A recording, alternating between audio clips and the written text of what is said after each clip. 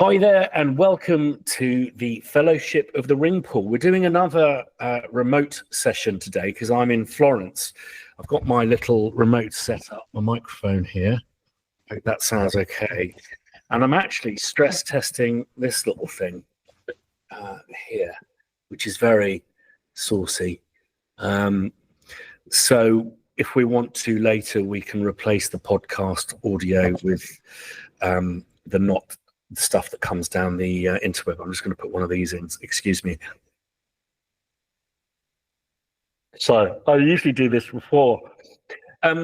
So I've been in actually a place just north of Pisa called Luni. Some clues there, and I have discovered somewhere that is literally for people like us, the most dangerous place on the planet. And I have been more than just a naughty boy, but I can't wait to show you what it's all about, because it's something that I've done that's about sharing and Crow Hill and us making the true spirit of Crow Hill what I really dreamt of it being. Talking of which, season 2, we're close. We're 2 weeks behind schedule. We were hoped to have relaunched by now. The reason being, getting a shop to work in the way that we feel it should work is way more difficult than you'd expect. I think it's because we have a mixture of different types of customers, both businesses and non-business customers. So we just want it to be a place to come and have kind of a fair experience. But what's great about that is when we do release, you will see that the emphasis has totally shifted for Crow Hill into it being a resource, kind of centerpiece and hub first, a place to come and hang out for inspiration, opportunities, etc. That supports itself through selling samples. So the emphasis, hopefully you'll see that shift, and the team has been doing just a great job on what I hope you agree is a much better kind of website and place that aggregates all of the wonderful bits of content that are being created. Since last seeing you, I've been in the studio recording strings for some samples, which I'm really excited about, and I can safely say that I think you'll be excited as well. If you haven't yet already, please join our mailing list. I'm not begging you to join the mailing list so we get a bigger mailing list. I'm begging you to join as a fellow composer, because you're really going to miss out if you're not on that mailing list. So that's a top tip for season 2. Playing our cards right, and I know I'm really guilty of over-promising and under-delivering, such as my enthusiasm for stuff. But going well, I'm hoping the next podcast, which is every Wednesday, 1900 hours UK time, the next podcast is going to be a live launch of the new site, so we can all kind of go onto it and have a look together and talk about stuff, which is really exciting. I can't tell you the work that's gone into this, and also redesigning all of our products, and we're going to be releasing those in stages, because as each product comes out, there's going to be improvements, new content for them, all of that kind of stuff. We're really putting our flag in the sand here. On the competition, the Venom rescore, we're getting some great stuff in. If you're interested in taking part, the prizes are some amazing stuff from New Jams, from Crow Hill Goodies, but also we will be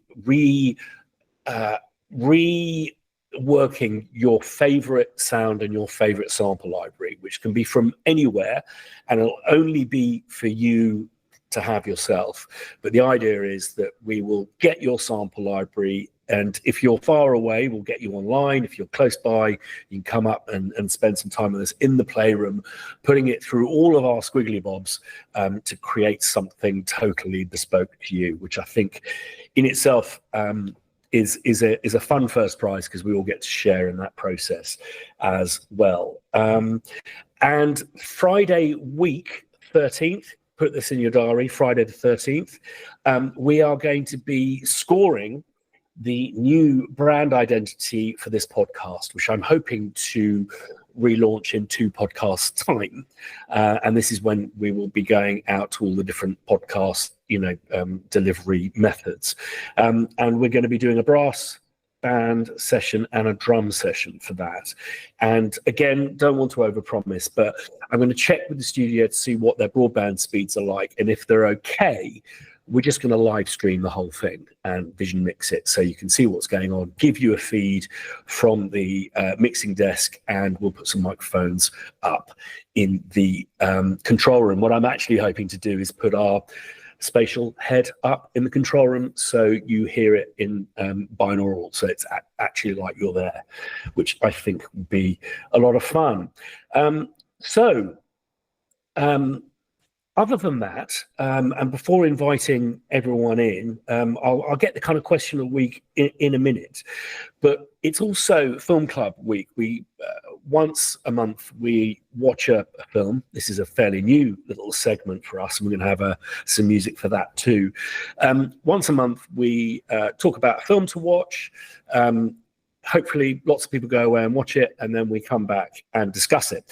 And this week we are talking about The Conversation. I have to warn you, if you haven't seen The Conversation, and I really, really humbly recommend it, and you're watching this not live, just hit stop, go and watch The Conversation, and then come back to this podcast, because it's going to be spoiler central, and it's the type of film that you really don't want to be spoiled, because there is a central thing that is it would just ruin the film if you're watching it for the first time, and you should enjoy it not knowing what's going to happen for the first time. This film is part of my once a year club, so it's probably number 2 in that list of maybe 10 movies that I'll watch at least once a year. It's my favorite movie of Francis Ford Coppola, who is an enigma of a director. I think it's fair to say, having watched stuff about him, having read books about him, but particularly the book by his wife Eleanor Coppola about the making of Apocalypse Now, and her film that inspired, that the diary inspired, I think it's safe to say that Francis Ford Coppola is a massive narcissist. And because there are points in his career where he was very, very well financed independently, which is how he set up the Zoetrope studio system, and then how he paid out of his own pocket for the massive overages on Apocalypse Now, and more recently Megalopolis, which was totally self-funded, because he has these very successful wine company vineyards, and I believe The Conversation was self-financed. I think it's, talking about Coppola being enigmatic, I think that his kind of just doesn't give a flying fuck what anyone says, and it's just about that singular vision, makes for either really good films or really bad films. So, I mean, he's had so many amazing hits, but so many absolute clangers as well. I mean, only he could make Godfather Part 1, Godfather Part 2, often will be the absolute top 2 or top 3 films of all time, and then make Godfather 3, which is, by all accounts, even just taking Godfather 1 and 2 out of the equation, is just a fucking awful film. Megalopolis is not a film I've watched because I know I'm not going to get that time back. But also, he's done so many amazing feats, not least Apocalypse Now. But The Conversation is my favorite. But it also is in this rare club of films that are almost beyond perfect, save for the massive imperfection. And I would put Jaws in this club too. Jaws is such a ultimately perfect film, except for the shark sequences, which are cut together from documentaries and this terrible rubber shark. So it's almost a perfect movie, but ultimately flawed. And The Conversation, for me, is flawed on a technical level. And I would call this the biggest technical betrayal in the history of film directing. And so this will be the question that I pose to everyone who's joining us live, is what do you think that technical betrayal is? The other question I have for those of us joining here is, where do you think the bug was hidden? So there's two questions for you. Alan, do you have a question for me before I invite people in?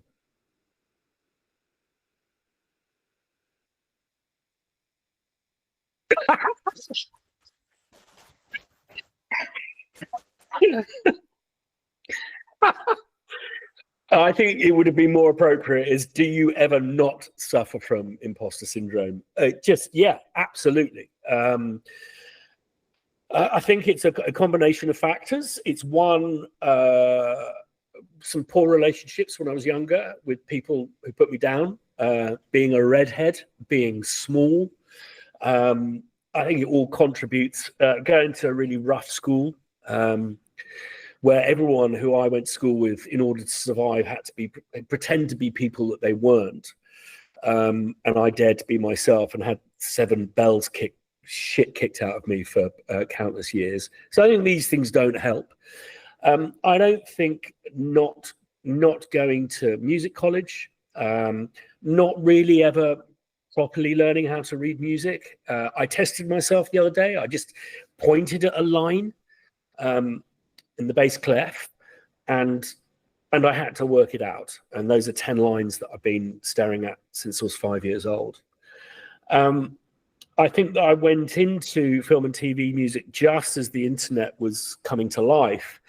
And had it been a little bit later in the evolution of the internet, I would have realized that actually there are plenty of composers who don't have the theoretical chops that some other composers have. I think Mussorgsky springs to mind. A lot of his famous works were arranged and orchestrated by Ravel. But also, what's his name? The guy who wrote I'm Dreaming of a White Christmas. Jeepers, my mind has gone blank. Alan, you can help here. Irving Berlin. Not only didn't read a note of music, you couldn't really play the piano, you only played the white notes, and had this thing called the Buick, where the piano bed moved up and down in order to transpose it for the different singers he'd be working with. And I think it's fair to say that Hans Zimmer, who's probably the most successful composer of all time, is not a great reader. And then when I moved to Scotland, no one reads. Anyway, I'm dwelling on something that I've talked about a lot. Yes, I suffer from imposter syndrome all the time. I felt that becoming a father helped. By that point, I'd been professional for, or probably would have been 12, 13 years, and just had to accept that the way I managed to earn money, whether I was faking it or not, was through music. So that helped me just kind of get on with it and overcome the demons saying, you think you know what you're doing, you don't. And I think embracing what it was that I did, I think helps. And also embracing my limitations, that I think really helped me with imposter syndrome, in the sense that if people want to come to me for harmonically complex atonal music, then I'm going to be faking it. If they want to come to me for this kind of, I guess, hybrid of Stevie Wonder and Steve Reich and Tangerine Dream and Brian Eno and Samuel Barber, then that's fine. And to embrace those limitations and to embrace those stylistic repetitions, if you will. And it was at that point that I really started to enjoy what I was doing, because I was just basically tickling all of the tunes I'd ever heard in my record collection in various little tiny minuscule little quotes that are the little, you know, the map that you use to navigate through these new creations. So yeah, it's been okay since then, but I suffer imposter syndrome every time I come on this podcast. I know that these things just take time to get right, and my ability to kind of to talk like this without going and ah and having a brain freeze takes quite a lot of effort. I'm always really knackered the next day. But there's no greater job known to man that imbues more imposter syndrome than being a parent, because you basically have to pretend to be a grown-up, because we're all children at heart. So I'll leave it there, Alan. Shall we invite some people in and see what people have got to say about the conversation? It's great to see some familiar faces, and I'm really relieved to see that Charles has joined us today. We were saying it's going to be the 1 week Charles doesn't join us where I really want to ask Charles advice. So I'm going to throw you under the truck, but I don't want to spoil people getting my questions correct first. So we were talking about the conversation. I hope some people have had a chance to see it.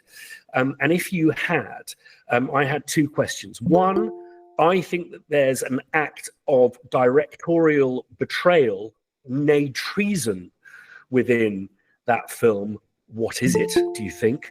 And the other question is, where was the bug hid? I understand that not all of you maybe you had time to or could find it, but it's just a topic of conversation for today, should we want to go back to that.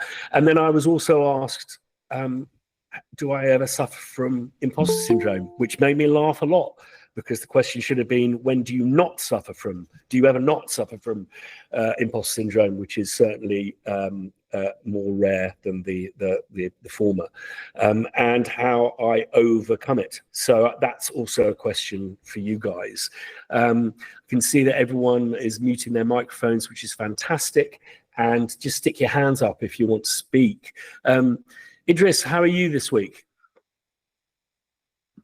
Hi, Christian. I'm well. It's been. I've missed the past 2 because I've been on a score project currently, but I always watch the catch-ups just so I'm aware of what's going on. Been following this podcast since it started, actually, and I'm very, very familiar with all the characters. It's like for me, it's like being in a film, which is insane because everyone's perspectives are amazing. Like that Charles with the Y stuff, I really love what you bring Merlin as well, and Jay, that coolness, like it's just amazing. Like and that would be yourself, Christian. Like it's So I love to contribute. Sometimes I'll be completely silent when I'm just here to learn, and then sometimes when I feel as though I know something, I'll contribute. Oh, that's great stuff, and it's great to see you. And Jay, how are you doing? Tired, dude. I don't know why. Have you guys ever had that where you like eat too much and just like drop? That's been the past few days. Also, tomorrow's my birthday, so that's a thing. And a little busy somehow with some random things. Mark, I read the script. I gotta email you about that, by the way. We gotta talk. It's beautiful. We're looking at things. Good. Just here, birthday pre-birthday shenanigans happening. My mom forgot when my birthday is and just called me today. I was like, it's tomorrow. I've got a birthday that thankfully everyone forgets because it's Christmas Day, hence my name. I always say my claim to fame, I'm the only Jewish person on the planet called Christian. Moy just turned around. But yeah, it's true. If you look up Salt Beef UK, you'll see where my heritage is. I come from a long line of butchers who basically are the biggest producers of salt beef in the UK. So yes, I am apparently Jewish, not practicing. Called Christian, which is awkward. Mark, I'm just intrigued. Where that sort of backdrop, that's you actually coming from somewhere interesting. Good evening, everyone. Good evening, Christian. Can you hear me okay? Yes, absolutely. Fantastic. No, I'm just in my garden, actually. It's sauna, not in it today, just outside it. But finally, I'm taking part and it's not dark because every time, so I'm an hour ahead in Poland. So yeah, it's just nice to be outside. It's a bit hot here today, so it's really not nice to be inside. So I thought, all right, let's come and sit in the garden and enjoy the podcast from here. Maybe I'll get the ball rolling on the conversation. Yeah. I'm going to apologize in advance for probably being a bit of a Philistine, but it gets the conversation started. I really struggled to watch that film, and I felt bad because I thought this is Christian put it really high up on his list of films, and I thought, so I'll be honest, the first attempt at watching it, I thought, okay, maybe I'm a bit tired. I'll come back to it. And I'm sort of the opinion, if you get 20 minutes into a film, after 20 minutes, if you don't really care what happens to any of the characters, it's not been done very well. I got to 57 minutes into the film and I really couldn't give a shit if any of them died. I mean, anyway, I won't go any further because I didn't enjoy it, but I did persevere through it. In answer to your question of what the thing that's wrong with it, other than that I didn't enjoy it, which is fine because it's subjective, the volume levels just made my teeth itch. They were all over the place. Like the volume at one point was unbearably loud. It was, I know.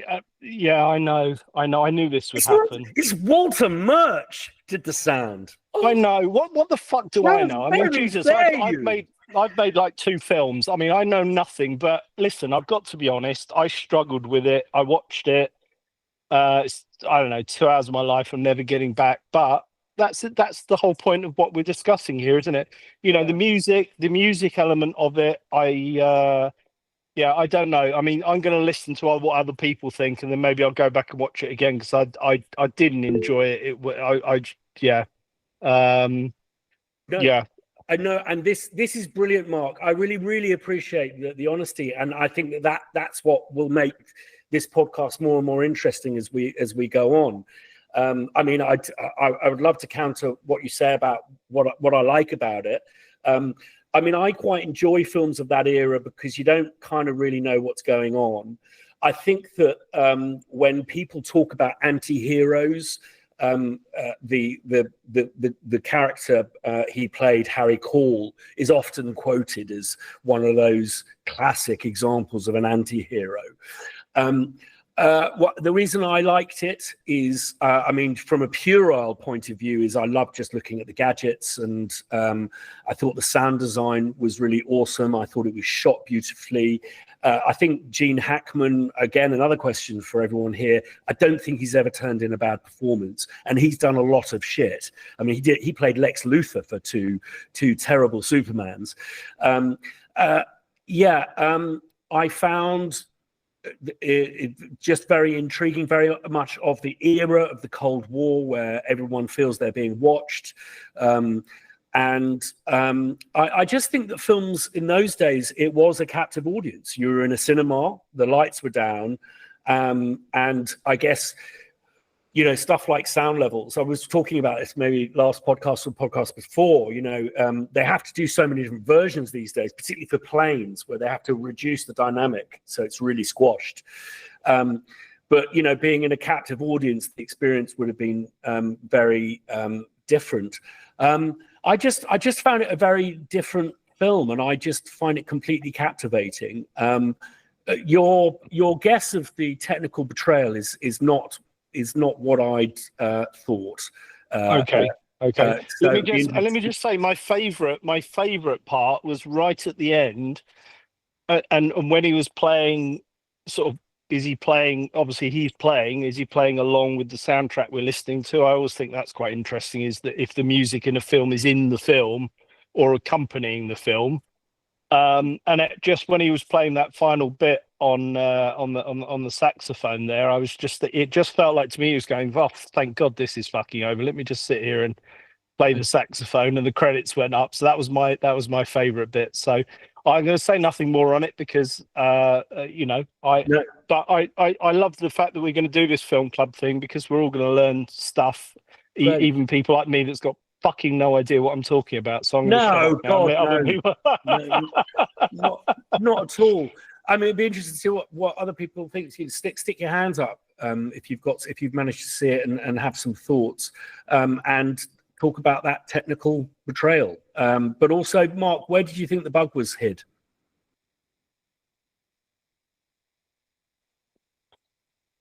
It was in my head for the whole film, going, why? Am I? No, I have no idea. I've no clue. I have no clue. No, I really. It was one of those films. It was for me, even though it was an English language film. It was a bit like, you know, when you're watching a foreign film, which can be brilliant, but you do have to really concentrate because that film was in English, and I sort of really had to concentrate as to what was going on and why should I care? And I don't really know why. I appreciate the genre, like the fact that it's a film from the 70s. You have to take that into consideration, particularly with the technical capabilities that they had for mixing and sound and audio. So I you do have to take that into consideration, because it's so easy now, isn't it, compared to what they had to do then to craft a piece of art. There's a seediness to it which is uncomfortable to watch. You kind of want a bit of a shower after it. I don't know. Has anyone else got any thoughts? Has anyone else managed to see the conversation? No one. Okay. Well, what I'm going to do is I'm going to reveal what I think the technical betrayal is. The entire thrust of the film and motivation on the film is a sentence that goes, "They'll kill us if they get the chance. He'll kill us if he has a chance. If he had the chance, sorry, he'll kill us if he had the chance." And basically, and massive spoiler alert. The big twist at the end is that the sentence was, "He'd kill us if he had the chance," because they end up killing him. So Harry Cole is convinced that these two people are in grave, grave danger, where actually, instead of being paranoid and worried about being killed, they're plotting to kill this other person. And the betrayal is they revoiced. So this line, "he'll kill us if he had the chance," "he'll kill us," runs throughout the film, is being repeated time and time again. And when they actually play it as a reveal, they'd revoiced it, so the emphasis is on the word "us." So it's, "He'd kill us if he had the chance," and then at the end of the film, "He'd kill us if he had the chance." And it's fascinating. I mean, I don't know how this dubbed into foreign languages, because I don't know if the same emphasis would have the same implication. And the question I was going to ask Charles, and as I say, I've watched this film at least once a year for the last 20, 25 years, is I've just always tried to work out was there a read of that line that could be interpreted both ways? He'd kill us if he had the chance. Like, we were really worried. Like, if he had a chance, he'd kill us. And a totally different meaning, totally different context, which is we should do this because he'd kill us if he had the chance. And so that's something Charles, for those who haven't seen the podcast before, Charles joins us most weeks and is not only a fantastic musician and composer, but is also an accomplished actor. And I'm just wondering whether you think there's a read of that line that could be interpreted both ways. Well, it's a really interesting question. I didn't watch the film recently, but I've seen the film, so I'm familiar with all the beats. Here's what actually happens when you're shooting. And have you ever been on the set when your mother was working? Yeah. Okay. Yeah. So you know that the wide shot, the two shot, the single, blah, blah, blah, blah, blah. And sometimes when they're shooting, you're going to say the line differently every time. There's just that it happens because the lines from the script are like music. Some days you play it loud, soft, etc., and so forth. The other thing that they can do is they can take, let's say, the wide shot and take the line from the single and insert it on the wide shot to give you the impression that it's said a way that the director wants to have it done for his reasons. And the other thing they can do, because I've done it, is call you up and say, we need you to come to the studio because we need to revoice the line because blah, blah, blah, blah, blah, the cadence. So what you're saying, I think, is perfectly reasonable. I think it's sufficiently ambiguous for a very specific reason, because I see the film a little bit differently. That last scene, to me, is a précis of the whole scene. I'm sorry, a précis of the whole movie. Because I think what's happening here is this guy is so isolated in his world that he lived in that he really can't communicate with anybody. And it's almost like he's threatened with life. And that may be why he's in the profession he's in, because of the privacy that it gives him to not be involved. And he finds himself through the circumstances involved, and he doesn't want to be. And then he thinks that he's going to be swept into this mess, like the picture behind me. And it's a swamp, by the way. But I think, to me, that's what the film was about. I don't disagree with you. I just saw it in a different way. You're right about Hackman. He always delivered. Cazale, such a brilliant actor, but that's, the kind of a sidebar thing. So that would be my summation of the thing. And the other thing is that when you're acting, depending on the director, you'll have a certain amount of liberty to take a line and do what you want with it. Some people are very dictatorial. Some people are saying, some directors I've worked with will just say, just say it however you want. Some people just say it's a throwaway. We just need to kind of move the story along. So the intricacies of it are very difficult to explain. But since you've been on a set, you've seen exactly what I'm talking about. Well, they'll just say, cut, let's do this, blah, blah, blah, blah, blah. Cut, let's do this, blah, blah, blah, blah, blah. And then they decide in post what part of the activity, if you please, they want to insert in the film when they're editing. I would have wanted to watch the film this week, but I'm awash in audiobook projects. I'm doing 4 books right now, and just had one just came out and one is about to come out.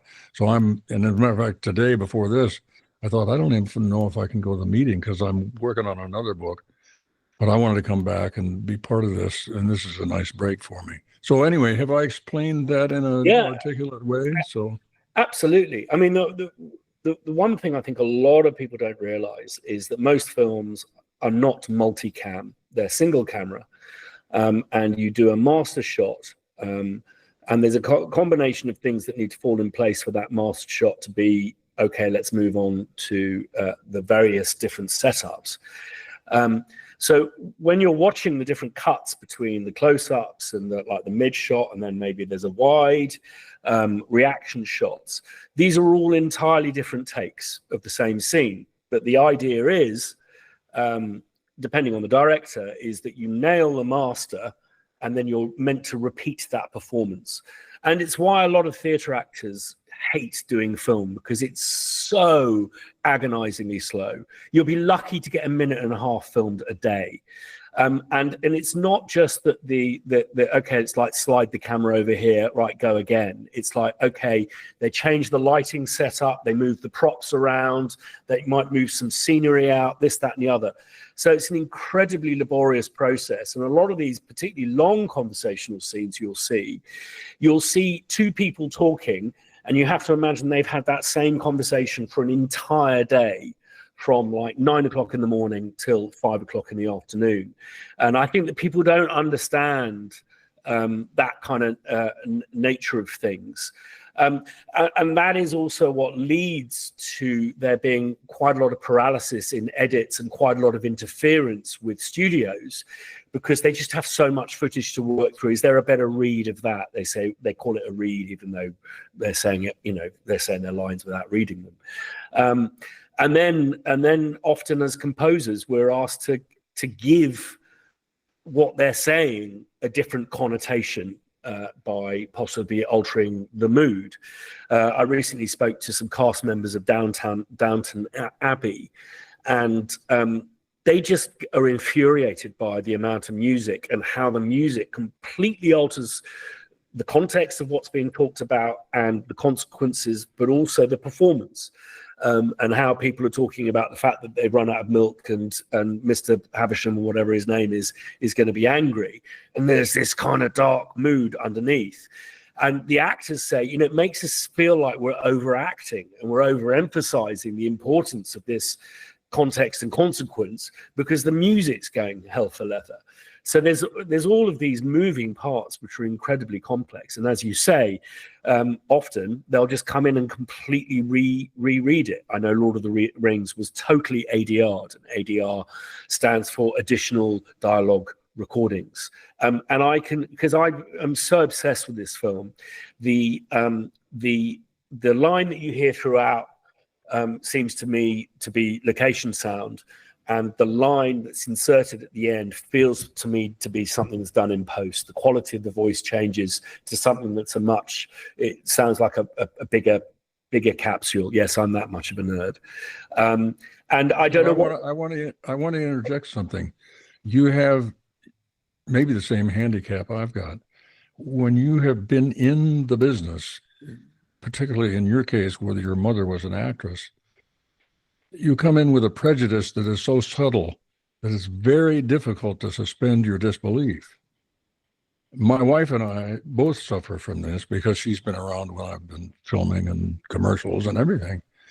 And so she's gotten to the point where we can be looking at something done in the 40s of all things, calmly watching a film that we like, and all of a sudden my wife will say, "Boom shadow." And that's funny, but it's not funny because it strips us of the convenience of we're just an audience and we're just enjoying it. That's why I like to go see maybe a symphony orchestra, even though I'd been played in one, but see somebody like, I've never seen him, but I've seen others of his caliber. That's why it would be great to see Itzhak Perlman, because as much as I understand about music, I don't worry about that particular kind of thing. It's just going to wash over me, and I'll come out there with a big smile on my face saying, time well spent. I think that's the handicap that maybe everybody in here has. I don't know if I'm alone in that. I know you are part of what I'm talking about, but I don't know if anybody else has that issue. Yeah, we've got some raised hands. I'll just, my comment on that is I always wanted a T-shirt or a mug that said I took two of the greatest loves of my life, music and film, and turned them into a fucking job. And it does mean I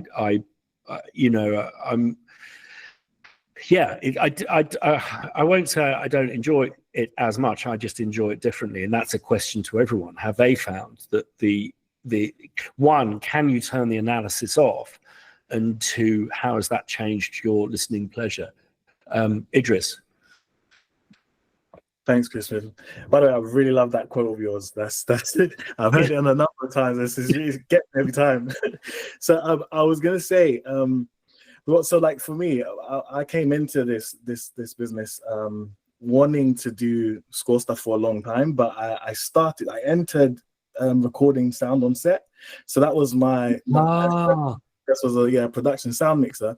Well, obviously started as a sound assistant, then moved up to first AD, then production sound mixer.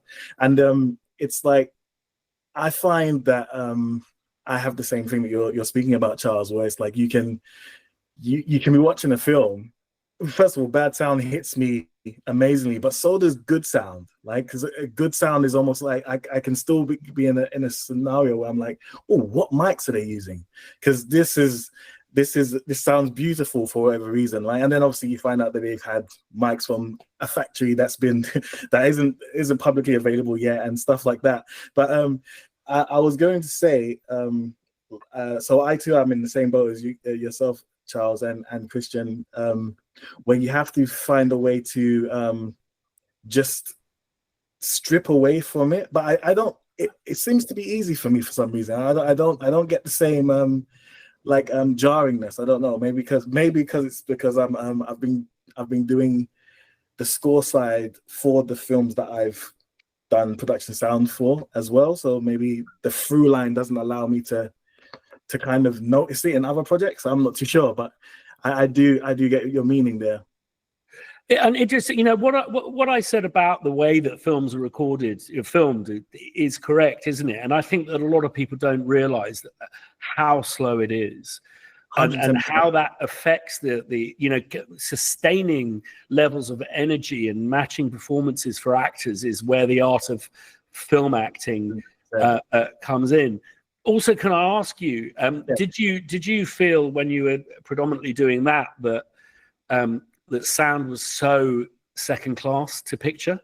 110%. Like that is you actually mentioned that in the last podcast, and it's so true. Like I can be on set and the moment you hear that there's something wrong, right? But that seems to be when the performances are amazing, and the director's like, "Yeah, that's the one we're keeping." And it's like, "Well, wait, hold on, we need to shift some mics and stuff around." And it's very.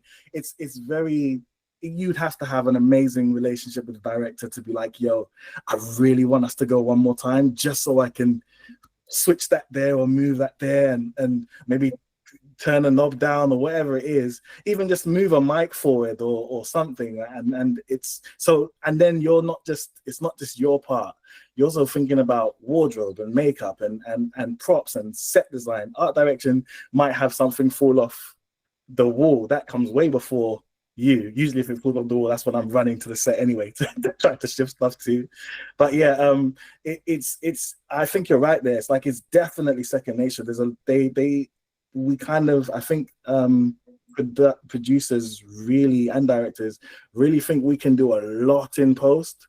I've got quite good at now, with tools like RX and stuff like that, I've got good at, even if it's crap on set, being able to do stuff in post, but it's a lot of work, right? And obviously the best stuff, if you can get it right on set, amazing, but sometimes you're not afforded that luxury, unfortunately. So you're right, it does take, it's the second cousin. Yeah, I mean, and something that maybe people don't realize is the picture editor is not the dialogue editor. Right. And often, in fact, because of these problems, but also because of the performances and the energy levels, often the take that you're hearing is not the take that you're watching.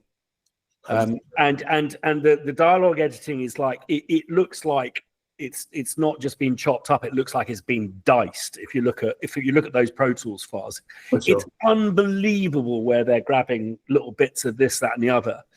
And then the composer comes in and goes, there's a car horn, or it's often a boat horn if they're near a harbor, and you're just going, that boat horn, I can't do anything with it. It's going to interfere with the music. It's tonal. And then they've got to get rid of that. So I mean, it really is smoke and mirrors, isn't it? Filmmaking. Absolutely. Jay, jumping on what Andrew just said, 2 years ago, I believe it was, I was working on a short film, and at the very start, it was literally the first scene. A motorcycle just kept going back and forth during set, and the one take they got, the one good take they got, there's the freaking bike going right in the middle of a girl's line. It was brutal to rescue, and that's just a thing. Like, directors seem to, sometimes they're like, hands tied. It's like, look, I don't get another take.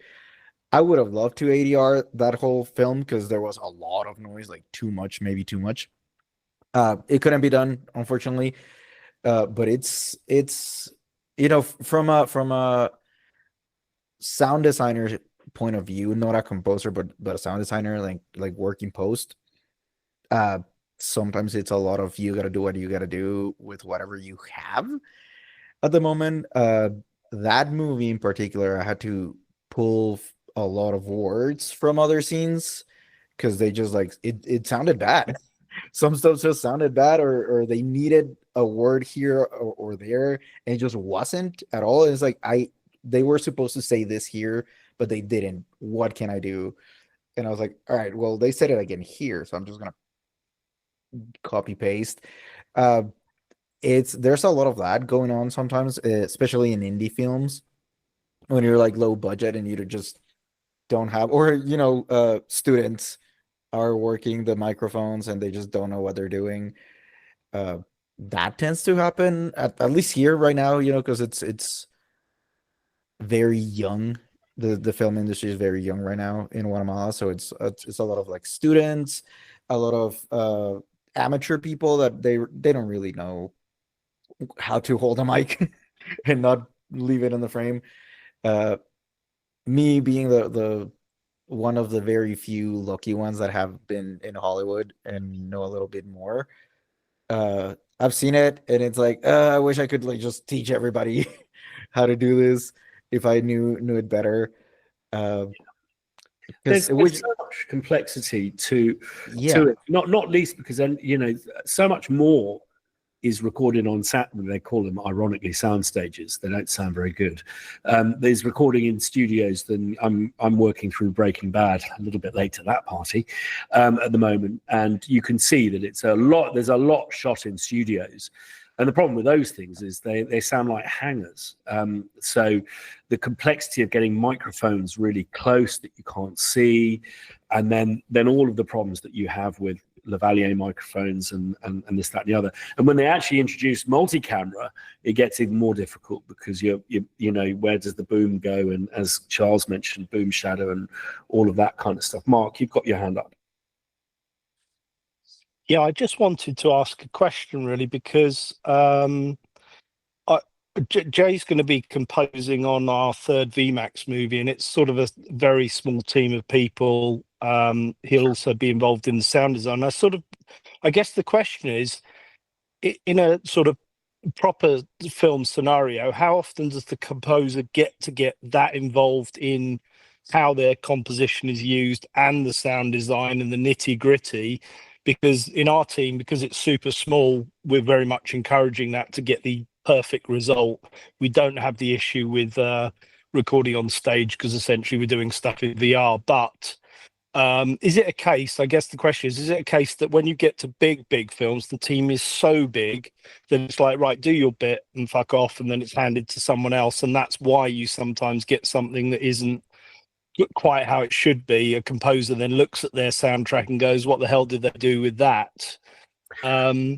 It's the intention is always there, Mark. And whenever I've joined productions, it's always like, let's hope that the music department and the sound department send each other stuff. The particular difficulty on, for us is when lots of tonal stuff is put in, like not noise tones and stuff like this, and sound design that contains tones. But in my experience, it's an absolute fucking bun fight, and I think it's slightly less disciplined in the UK than it is in America.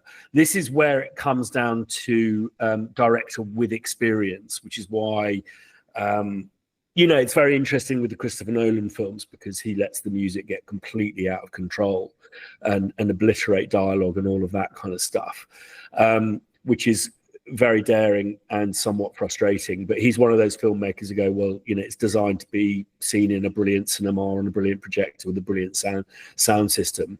Screw the rest of you. Which is fine because he's aiming high. But my experience is particularly in the dub, which is a high pressure scenario. The dubbing studios are quite expensive, people's time is expensive, and it's an absolute bun fight, and you wouldn't fucking believe the edits that go onto music, something that you've spent just weeks if not months on, just being hacked to pieces and moved out the way of this, that, and the other. And I think that just the one really important thing for any composers, but particularly ones that are starting out, is that you will never, ever, unless it's Christopher Nolan and you're Hans Zimmer, you will never, ever win over dialogue. It is absolutely master. And if you don't write, if you're writing over the top of dialogue and you're not writing with it in the room, being the loudest thing in the room, then you are going to come into all sorts of problems. And this is also the reason why I say everyone needs to learn Pro Tools.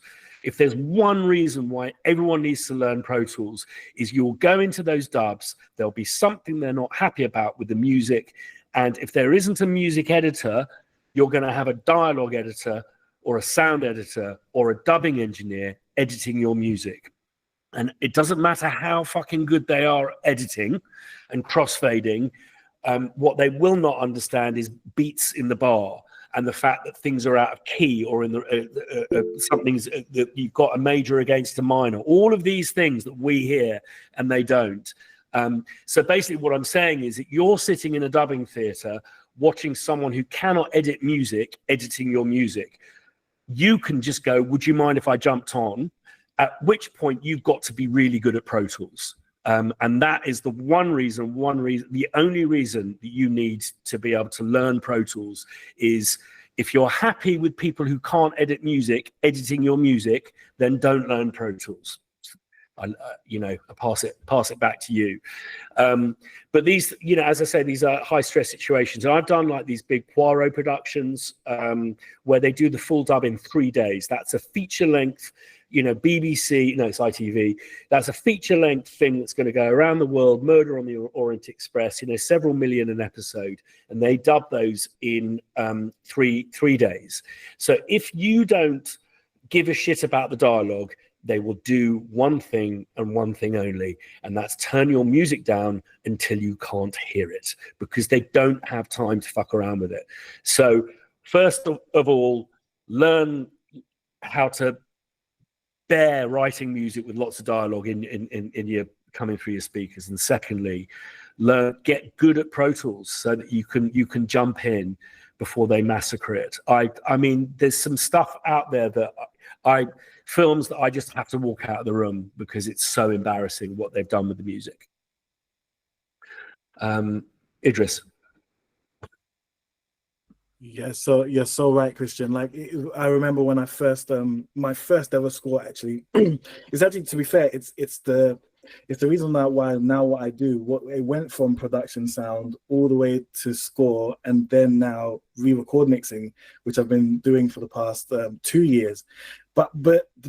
So now I'm kind of like on the gamut of all audio. Well, I kind of have to be because from where I'm from, a lot of people are it's do it yourself, right? You do what you can, right? And so I'm trying to fill in and help out as much as we can so the project sounds how we need it to sound.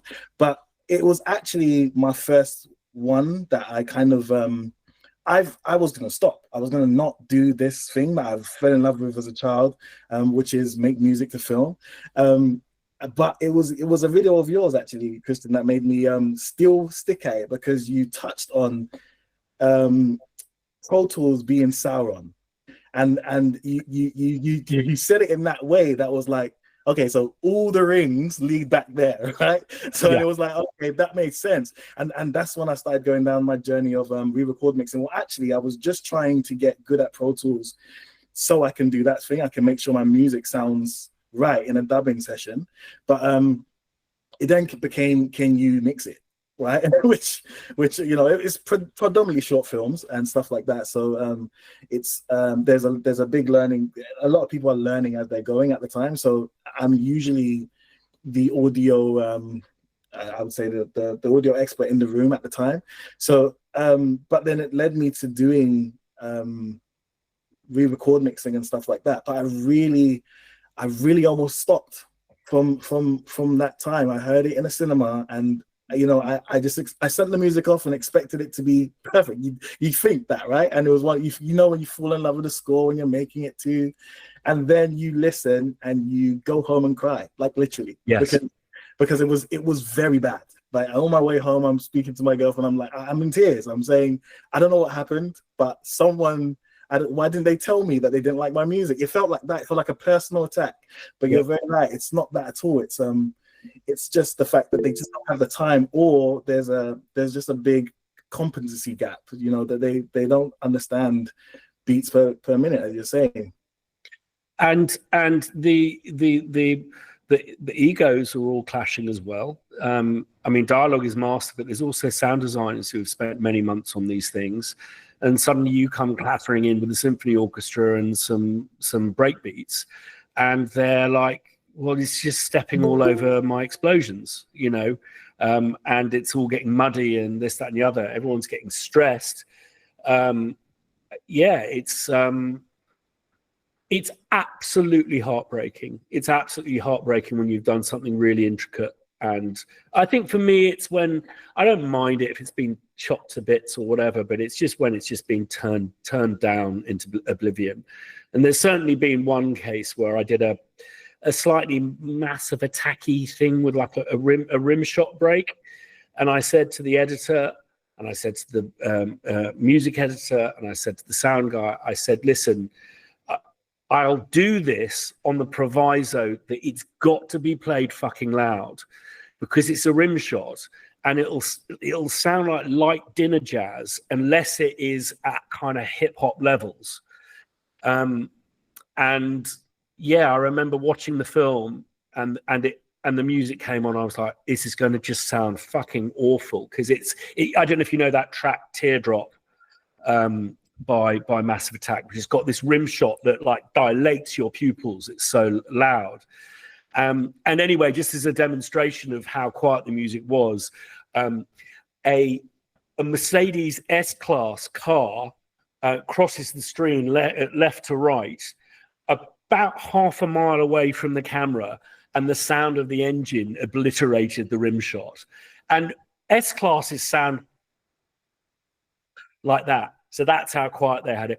And yeah, it's just, there's so much work, Idris, and it's like, particularly, you know, part of the career ladder is getting nominated for stuff, and you will not get nominated if people can't hear your music. It's just, you know, and then you listen to something like, you know, my friends work on the Conclave, and the music is so loud. And then I think another person, sorry, Ethan, I'll come to you in 1 sec. I am hogging. I think the one thing I have seen is there's a guy who's won, like there was a period where he won the Ivor Novello for best TV score, like every year for about 6 years. And his name is Martin Phipps. And I've watched him work, and he is so meticulous about shaping his music around the dialogue. He never, ever, and it's like from writing to when he mixes the music, he's on the music mixing engineer to make sure, no, we need to take that down, this, that, and the other, because he knows how these things are made. He knows they need to literally slam the music on, and it needs to work. He's very good at also selecting, not going too thick with his arrangements, and selecting really interesting elements like a voice or something like that, that's sitting in its own frequency range, that really kind of has its place within the whole picture. And that's again where experience comes from, is you look at that and you go, oh no, hang on a minute, they're on a building site. And whilst it's quite quiet at the moment because it's just location sound, there's going to be pneumatic drills going off. So this frequency is not going to work. Ethan, sorry, mate.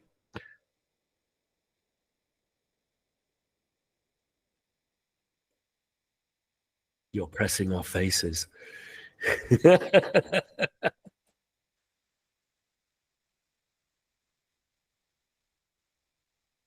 So for those of us who are listening, Ethan, it looks like Ethan's on a tablet or a phone, and the screen is not responding. You just come in when you're ready, mate. Let's not wait for you so you don't feel under pressure. But yeah, I mean those considerations of, and you know, and this is where caring about the kind of sonics of music too much can be a bit of a waste of time. And something that I certainly do when I'm recording an orchestra is I don't read the score. I think there's people better equipped for that than I. I watch the screen, and it helps me with the pragmatism of what we're working on. So okay, an engineer, Okay, sorry, one sec. An engineer will go, oh, there's a split in the brass. Should we take that again? I go, well, no, there's a Jeep exploding on the screen. You're not going to hear it. So let's just move on to the next cue. Ethan. Sorry about that. You know when you keep touching a touch screen and then nothing happens. Yeah. The microphone just wouldn't come up. First of all, I'd like to touch back on the imposter thing that you was talking about earlier. I got imposter syndrome when I worked for artists such as the Rakes and Lethal Bizzle, but I never got imposter syndrome when I worked on BBC productions as an extra. Although I found that really tedious and boring, having to sit there all day long. Like I say, they get a minute and a half out of it into the edit. And the other thing that I did want to mention was what you're using now, using Logic Pro or Cubase for Bank of Dave, because the new Logic update has just brought out the search and select track feature, which I'm sure that makes you happy, Bunny. I haven't updated yet, and I haven't looked into what's new. So what's new? What's new? Oh, the search and select track feature, Control Shift L.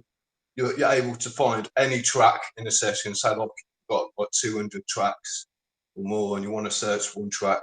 Like you said to that guy, your media composer friend, he was using Cubase. He said you're going to move over to Cubase because of that feature. But now Logic does that feature. Yeah. And there's another one called long faders as well. That's a pretty cool one. And there's more to the stem split. What's long faders? If you go into the mixer view, you'll have to set your own key command for this. But there's a thing called long faders, and it just basically makes it longer for you, so that you can see a longer length of it. You can also do that in Inspector as well. Watch Music Tech Help Guide, because he covers most of them. Brilliant. I will do that. Yeah, I mean, I'm about to start a job, but I'm kind of prepping for it at the moment, so I'll probably make that switch and have a little look. I'm just worried that if I'm searching for tracks, that all my tracks say fat in front of them, so I don't know if they'll find anything. Not with the PH, mind. So I don't know. Yeah, it's imposter syndrome. Has anyone else suffered from that? Hey, back to you, Jay. You just put your hand up whilst I was. I have imposter syndrome every time I meet up with Mark. No, just kidding. Wait, I had okay. Wait, yes. So, I had so many meetings last week that I lost track of the entire week. But I met with this guy who does video game music, right? Through my school, and it was great. We had a good chat. He mentioned something very interesting to me, and I do have a point about imposter syndrome with this, because we were talking about mostly game industry and things like that, and he was like, dude, the gaming companies right now, they're not hiring, and it sometimes it feels like the movie studios are also going sort of that way, where they're like, yes, there's a bunch of like job boards with it, but they're not really hiring anybody. It's very word of mouth.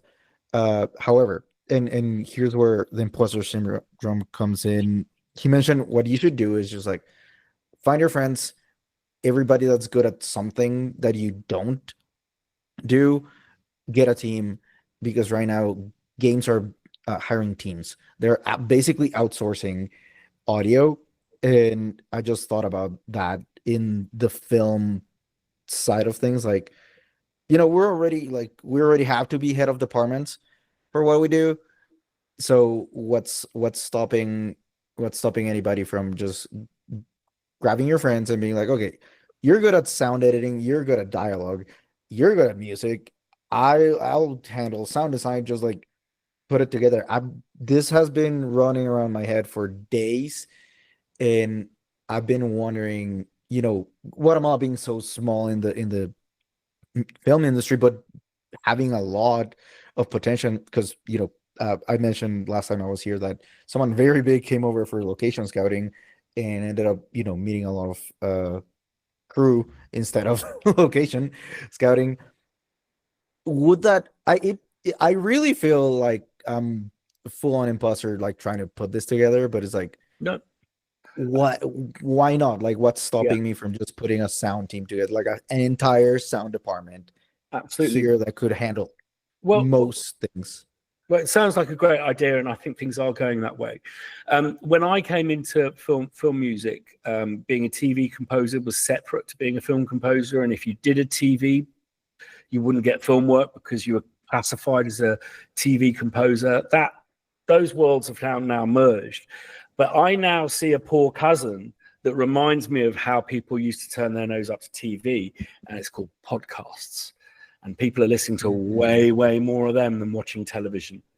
And there's a huge market in documentary podcasts, in these slightly hybrid. They're not quite talking books, they're acted. They sound to me a little bit like the radio plays we get in Britain. And I am inviting a friend onto this podcast to talk about that exact side of our craft form. He does all of the sound design, dialogue editing, mixing, and music for an incredibly successful series of podcasts that have a historical theme. And he is supporting a family from it.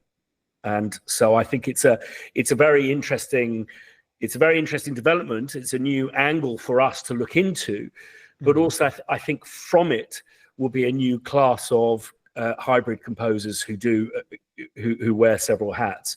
And Idris, I think it's brilliant that you mentioned that you've been doing location sound, because I just happen to know that there is a real problem with people finding location sound people in the UK, and it has a serious effect, because if there aren't the people to do these jobs, then our country loses those jobs. So there's all of these jobs that are kind of interlinked and adjacent, that are well worth doing and just give you a greater understanding in the industry. So many directors come from being editors or graphic designers, or they make adverts and all of this kind of stuff. There's many different ways into the industry. Jeremiah.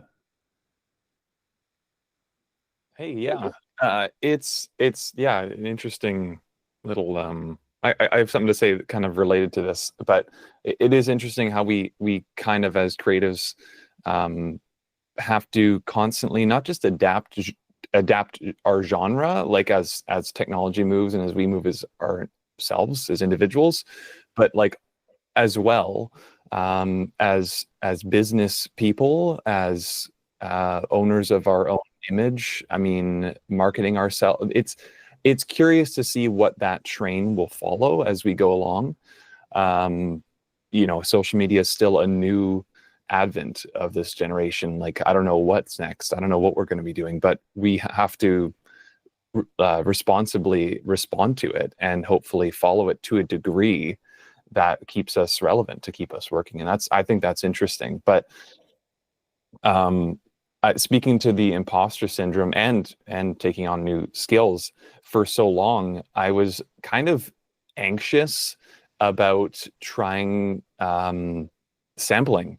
And it wasn't until this contest, this rescoring contest, that I realized, hey, I think I better start now, because otherwise I'm not going to.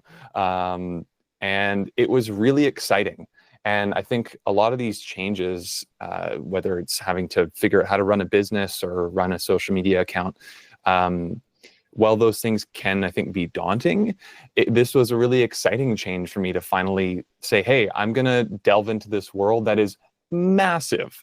Sampling is massive, and I've been so aware of it, but I've been afraid to tackle it. And going through the process of building this score, I thought, wow, I can fucking do this. This is really satisfying and so accessible. Like, I mean, I'm grateful that now more than ever technology makes that easy, and there's so many options for different brains. But like, wow, it's so incredible to just record something on my phone and be able to elaborate on a couple just basic ideas, basic sounds. I can't believe whether I win or not doesn't matter, because I can't believe what I did for myself. And that is honestly more satisfying than anything else in all of these kinds of journeys we go through in building our skills. So I wanted to share that. Jeremiah, just thank you for sharing that. It tickles my toes. It really does. It's just I'm so passionate about this stuff. Okay, firstly, adapting is what's made us so dominant as a species, and we have to do it. And I just see so many of my friends just obsessing about this threat of AI. And yeah, I mean, don't fucking rip our shit off and do it. Yeah, absolutely.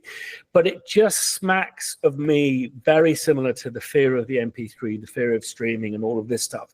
And we will be at the back of the fucking queue with the begging bowl again. And just to quote someone from Extreme Music, he just sees it as a new competitor. And I think it's just one thing that you do with a competitor is just make sure you're better than them. Give your clients a better experience, make better music, make sure it doesn't sound like it's just written on an arpeggiator with some kind of Evo grid that you bought from a big orchestral company. So yeah, thank you so much for that. And absolutely sampling. And the one thing you didn't mention, Jeremiah, those sounds that you're using, are totally unique. They have to be, because you made them with stuff. So brilliant. Martin Navaki, how are you? Hello, I'm fine. And you? Do you hear me well? Perfect. Christian, quick question. Until when are you in Florence? When do you go back? I'm going back first thing tomorrow. Ah, okay. Because I had a great restaurant for you, but it's for next time. For next time. Please share that. Maybe if you put it in the messages. Sure. Okay, I have to share with you. I've just found the most dangerous place on the planet. It's in this place called Luni, which is just north of Pisa, about 45 minutes drive up the coast. And it's a place that sells vintage keyboards. I have never, ever seen anything like it. It is about 4 times the size of any guitar center you've been in. And it is literally from the floor to the ceilings and every bit of floor. It is just Hammond organs, Leslie's, Fender Rhodes, Wurlitzers, Prophets, Jupiters. It is just insane. He's got 200 Hammond organs in there. He's got 40 Fender Rhodes, traditional, 20 Wurlitzers. These have all been reconditioned. They all sound perfect. It's so dangerous. I make no bones. I'm very honored to refer to a gentleman called Gary Barlow as a very close friend. And he's a massive gearhead. And I said to him, this place is dangerous, and sent him a photograph. And he responded, I have deleted that immediately from my phone. It is insane. So, Martin, I'm definitely going to be back.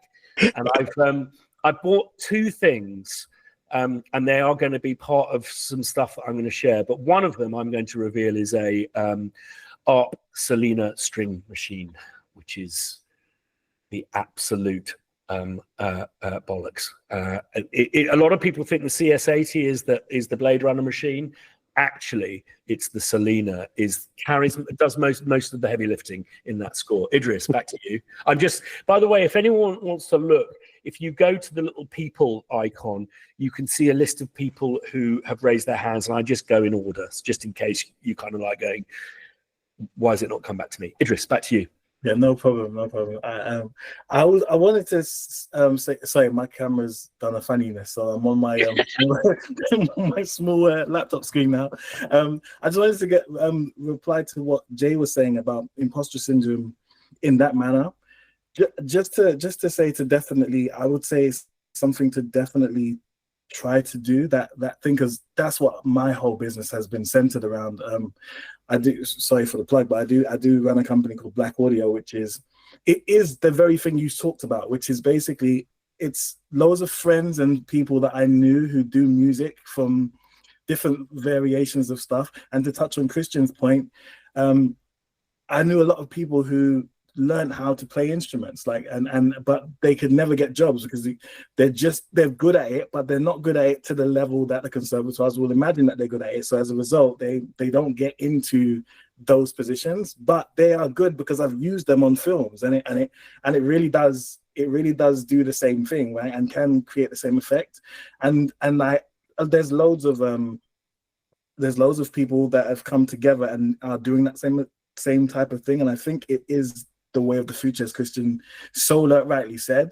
So I would still think about doing that, like 110%. Like I wouldn't be here if it wasn't for that. And to be fair, again, it's Christian that gave me the idea.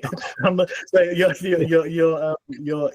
yourself and Hans have been very instrumental in the way I think about music business, not just music business for film, not just sample technology and stuff like that, but the whole gamut of the way things are done. Because I found quite early on that, Christian, your story is quite similar to mine in a way. Like I have ADHD, and I believe we are the scouts as well. Like that's what we do best, and as a result, there's a pulse on culture and the way things need to move that I think we get a first look into. I just feel like that's a thing, and as a result, I think I'm quite forward thinking. I'm definitely an optimist on AI, and we cannot be at the back of the line this time. There's been a lot, right, that's hit us, and so I just wanted to just say that to Jay, like, from what I've seen you on this podcast, like you're an expert in your craft. You're doing your thing as well, man. So definitely, if you have friends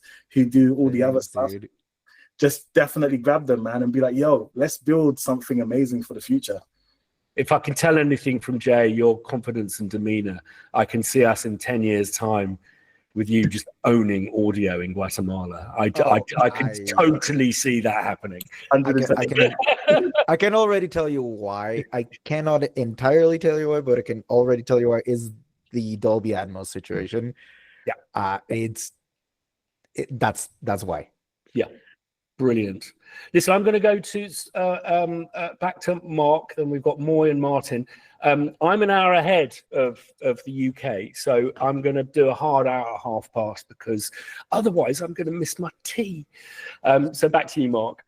I'm going to be very quick. I just wanted to second what Jeremiah said. Absolutely 100%.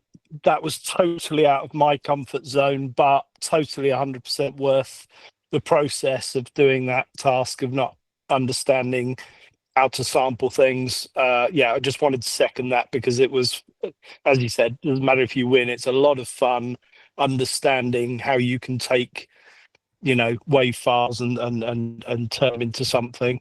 And the second thing was about AI. We should embrace AI for what it can do and understand what it's absolutely shit at. So for example, today I have used AI to drop a PDF of a script and said to it, this was 11 Labs, and I've said, right, look at all the different voices in here and all the characters, and produce me a wave file of the whole story just so that we can use it for blocking. It will be replaced by real actors. It will be replaced but within 2 hours, we have all of that done. So we can plan the pacing, and that's brilliant. I mean, that would take hours or days to do.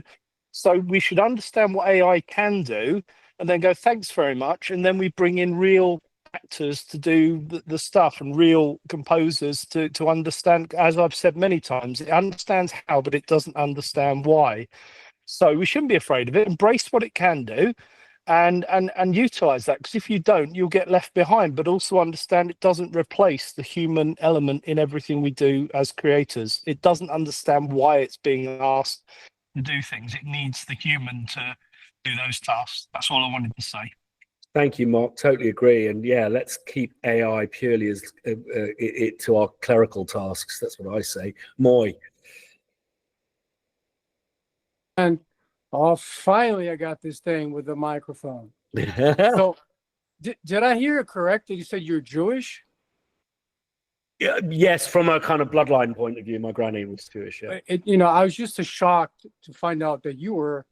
When I found out I was a Sephardic Jew, my family was kicked out of Portugal, the Azores, in the 1600s for not converting to Christianity. Finally, in 1940s. My family converted to Christianity, so they went, right? I was just as shocked by my name is Moses, and people say, hey, are you Jewish? I'm like, no, not even close. So when I found out I was a Sephardic Jew, I was just as shocked when you said you were. Yeah. Kind of like you said, when you were in a coffee shop and you heard salsa, and Jay was like, "Huh?" So he was like, "Remember that? Remember that?" So, but what I wanted to ask is, when you mentioned, music being loud and dialogues, I noticed, I have this thing with me to just layer things, layer and keep layering. And before you know, you have 400 tracks in Logic. And I remember you mentioned, like one of your projects had 10 gigabytes. And one of my projects had 10 gigabytes. When do you stop layering? Because you guys have a lot more years and experience that I have. I only have a couple of years. So when you're talking, I'm like, what are they talking about? So when do you stop layering all these tracks so you can hear these dialogues around you and asking for a friend? Yeah. Well, I think that that's the biggest job that I do when working with younger composers, is just start hitting the mute button. And I think that's something that I forget his name, the guy with the big beard who's a producer. Okay, sweet. Rick Yeah, Rubin? okay. Rick Rubin, Rubin, yeah. Yeah, he Rick just Rubin. goes in and hits mute on stuff. I mean, you can hear it on like that last thing he did with Eminem. That he's just going, yeah, just be, and I just find it so utterly, talking about imposter syndrome. It's just like when I'll listen to something like by Martin Fitz, or indeed just circling back to the conversation, David Shire score, The Conversation, which is just done on a piano, and I think that for me it's just try and get the composition good in the first place, so you don't need to, it's not dark enough, add a dark layer. It's something that has legs that can be carried with any instrument, and this, that, and the other. But yeah, I can't say more, because I'm so guilty of kitchen sinking stuff. But I will always say that any solution, I don't know of many solutions that are solved by making them more complicated, and that applies to music. It's always, the answer is always to simplify, go back to the drawing board, back to the original idea, mute some stuff, you'll find some stuff in there you've forgotten about. And here's a great thing. 1999 by Prince. I was dreaming when I wrote this. It's actually basically what happened was that it was meant to be a big chant that was sung in like a gospel harmony, and it was just too thick and too rich, and you couldn't actually make out the melodic elements. So what he did is he just muted one line after the other, and it's soprano, alto, tenor, bass. So when you listen to that track, it's just actually him muting the different harmonies and making those the melodic line. So it goes down, down, and then down, down, down again. So, even he hits the mute button from time to time. Let's end with you, Martin. Sorry, Thank Christian. Thanks. After my restaurant recommendation, I just wanted to share an experience on imposter syndrome. And I think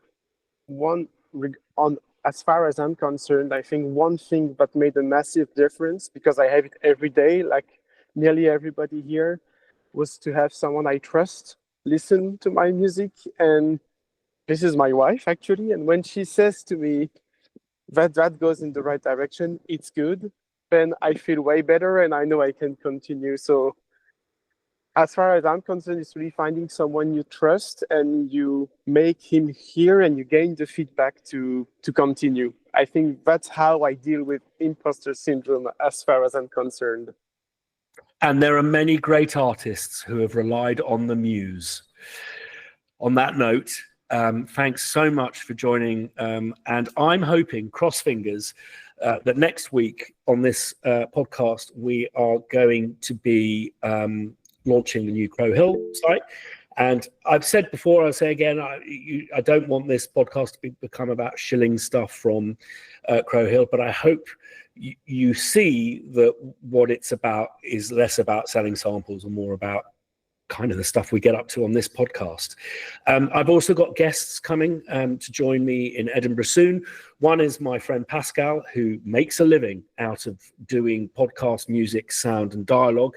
And also Andy Gray is going to join us in person in Edinburgh coming soon. So if you haven't subscribed yet, do. Thanks so much for all the wonderful contributions today. And particularly Jeremiah, I was really totally heartened by what you say, and I totally agree with your approach. And it makes this whole thing worth it for me. So congratulations to you all. And Mark and Jay, keep us posted on the project you're doing together. If this has brought you together, well, we're doing the right thing here. Good night.